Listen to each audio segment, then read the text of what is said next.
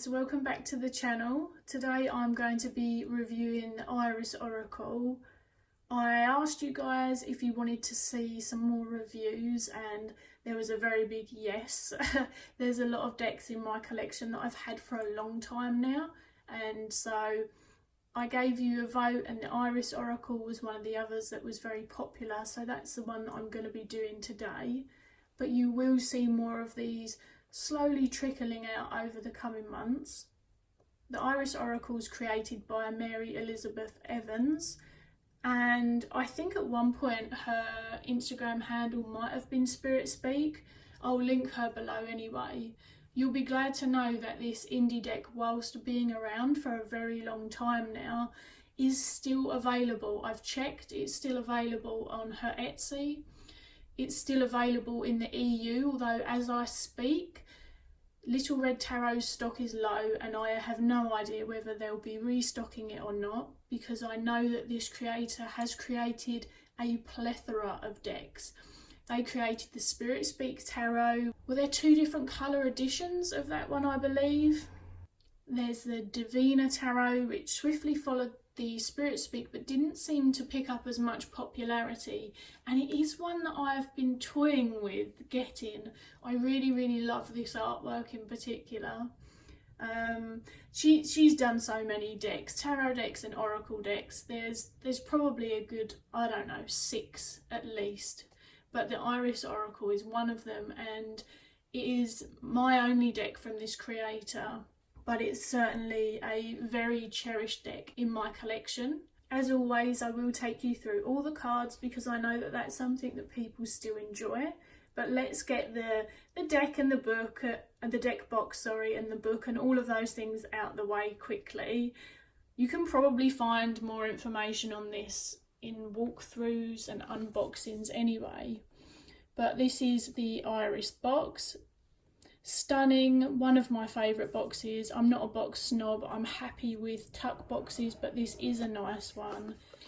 And you can see it says I love you, which you'll come to understand why it says that later. So gorgeous box, nice and attractive on the eyes and very sturdy.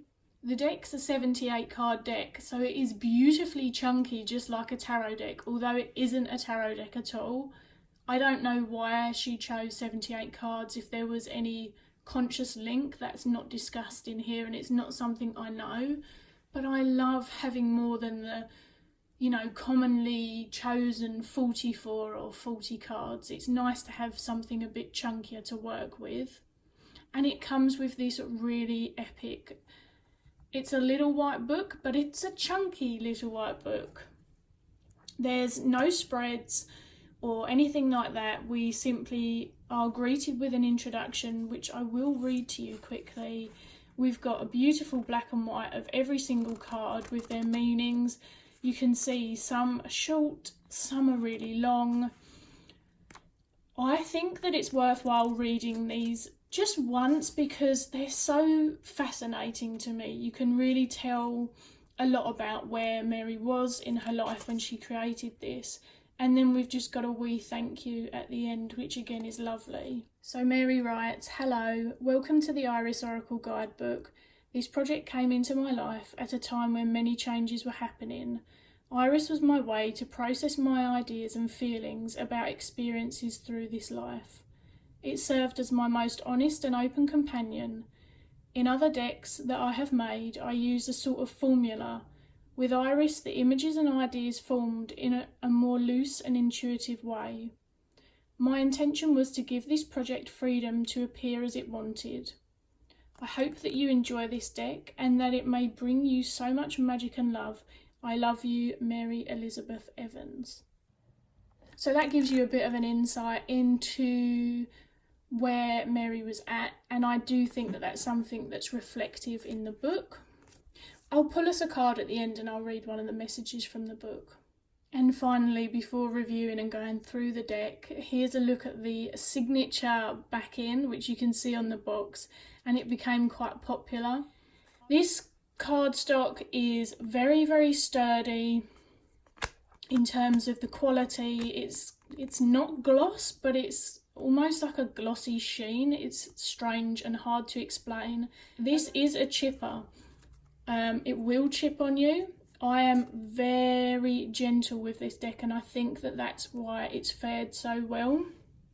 But the good news is I've seen a lot of people successfully edge this deck, and so it's not a chipper in the way that it's going to damage the cardstock, and I much prefer that. So it is durable, it's long lasting, it's beautiful to photo, it slides around. As I say, it's not too glossy because I am not a gloss fanatic, but yeah, you're just going to have to deal with a little bit of chipping on the fronts and backs. And because it's such a colourful deck, you can really go wild with the edging, but the cardstock is really durable, so I wouldn't let that turn you off. It's merely just something that I have noticed when I very first got the deck, and then, as I say, I've been very careful. I only overhand it, and it's fared really well. So let's go through the deck, and I'll tell you a bit about my views and my experience of it, and hopefully give you enough time to read the bottom and take in the imagery, and then we will pull a card at the end and see what the little book has to say.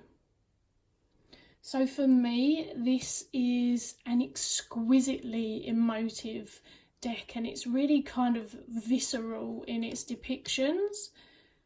These kind of, see if I can show you up close, these sort of raw edges and untamed colouring lines kind of gives the deck a really wild feeling to me.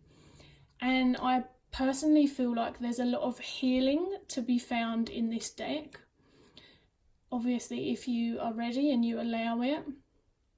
And it's one that you can definitely journey with the cards, story tell, dream weave, inspire poetry. There's just something about these that leave me feeling really creative and wanting to channel those messages further. It's an incredibly balanced deck as well, and I think that that's so important to add, because it's something that a lot of people say that they're seeking in oracle decks.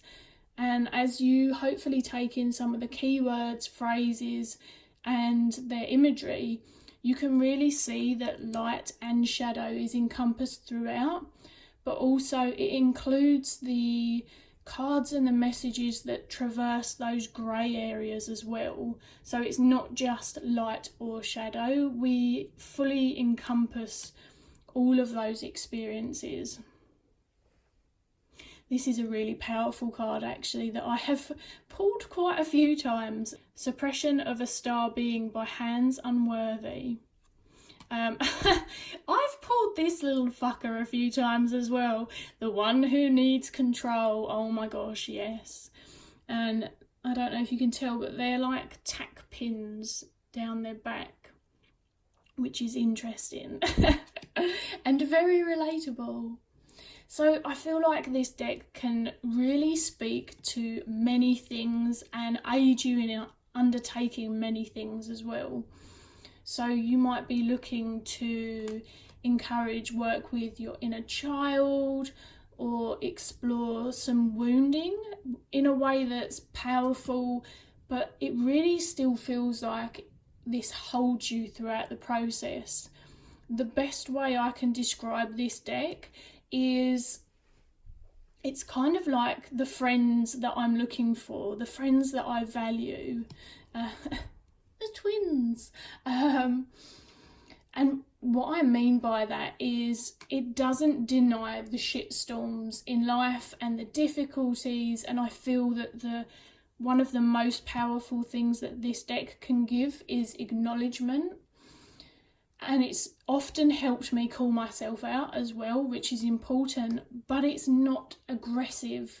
There's nothing unnecessary about the deck to me, whether that's in the wording or if you're using the book or the imagery. It feels very necessary, and most of the times, even with the one who needs control, it feels confronting but not aggressive, and those two things are very, very different. and I feel like this deck provides as much warmth and nurturing as it does anything else. It's really, really good at that in my personal experience. To be honest, I would imagine that some of that is reflective to, you know, the artist's life space when she created this and the experience that it was birthed from. I really hope that I'm giving you enough time to look through these as well. I'm half paying attention and half trying to keep my hands very still. What else can I say? Oh, another thing that I would add about this is many of you know that I will tend towards the more psychological and emotional explorations in my own readings. But as I stated, this does support so many different styles of workings. I know so many people who have it and use it in their own unique ways. And I myself use it in quite an eclectic capacity. If you want to reflect on my kind of go-to reading, this still coaxes me into other avenues of work that have been really interesting, actually. So I felt some of the cards themselves speak very easily and openly to spirit work and connection. They speak to other realms, ancestry, and various other things. And in my own practice, this deck has supported that emotional connection and internal acknowledgement, because often in acknowledgement, we might not always get it outside of ourselves. And so to find that internally can be so powerful.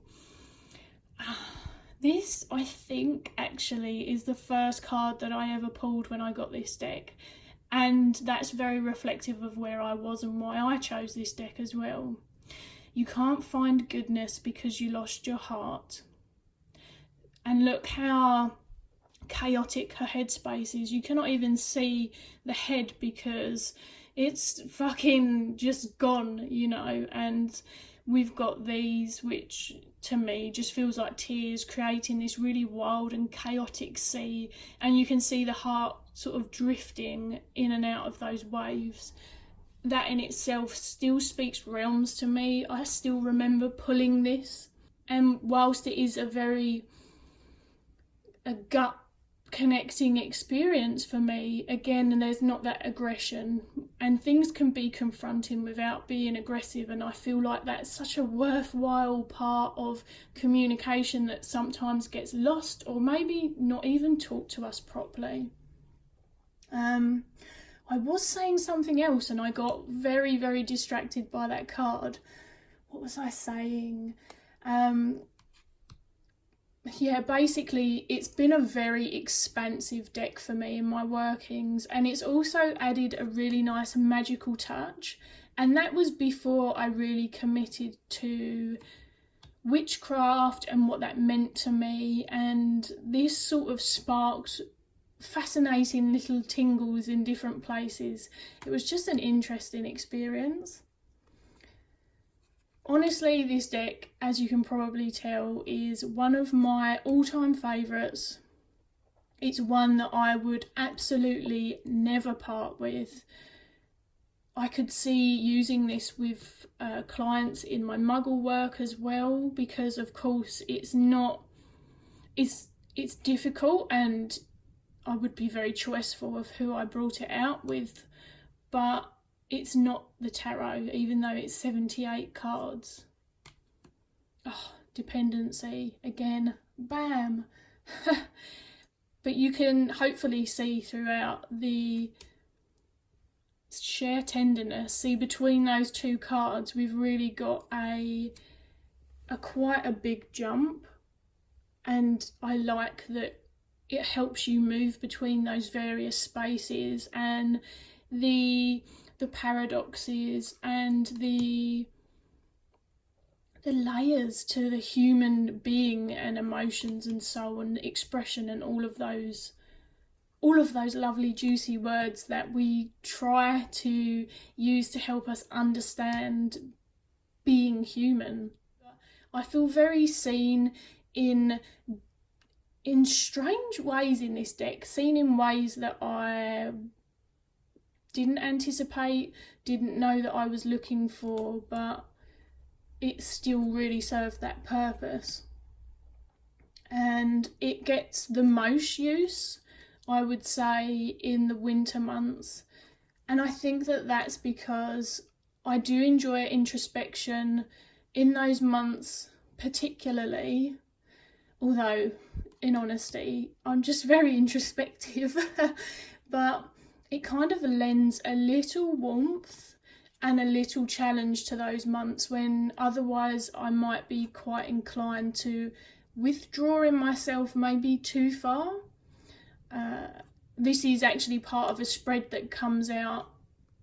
I sort of bring that offering out around December time through to sort of February, March if I'm lazy and forget to take it down, which is something that I created as a reflection of the previous year and seeking possibilities and potentials for the new year as kind of my own swing on a New Year's spread, rather than doing the monthly positions, because that feels too predictive for me and it doesn't necessarily work for the way that I read. But this is in that spread. I can't remember the position now, but if anyone's ever interested, then that pops up from December time. And it was, especially the first few years, it was very popular. I use this deck with the Wild Unknown and also the Wild Unknown Animal deck. But honestly, this deck works with so many. I think the stark contrast between the dark borders and then the light, gentle colours is something that lends itself to meshing with various decks. This looks really, really good with my mass edition Circo Tarot as well. So very quickly, I'm going to... do I shuffle so you guys can see? It's slippery.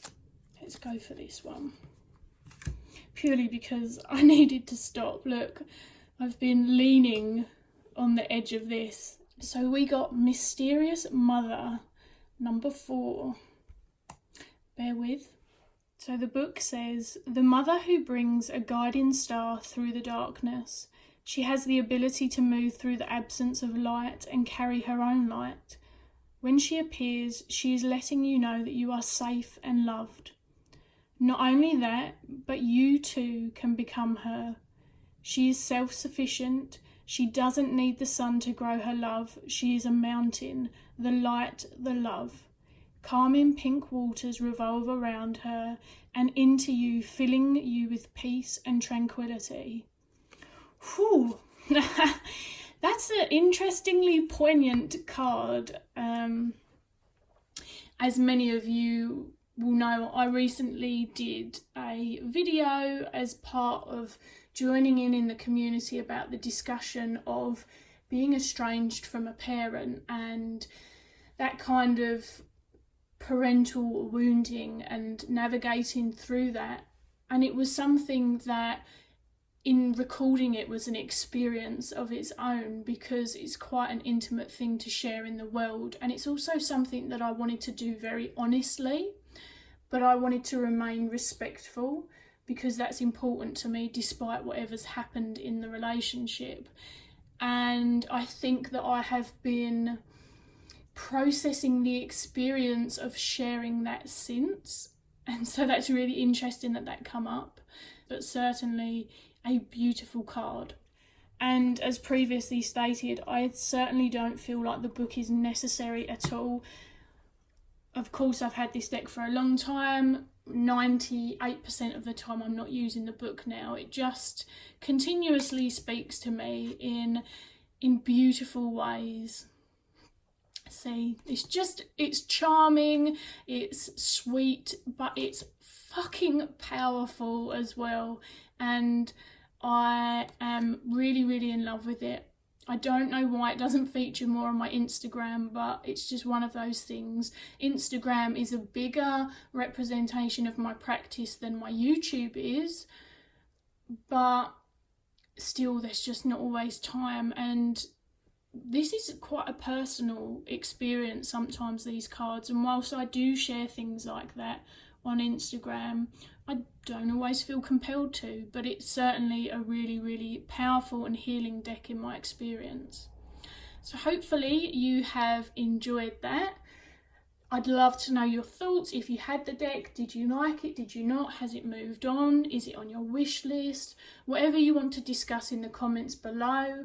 Maybe a review that you're anticipating from me that you'd love to see soon.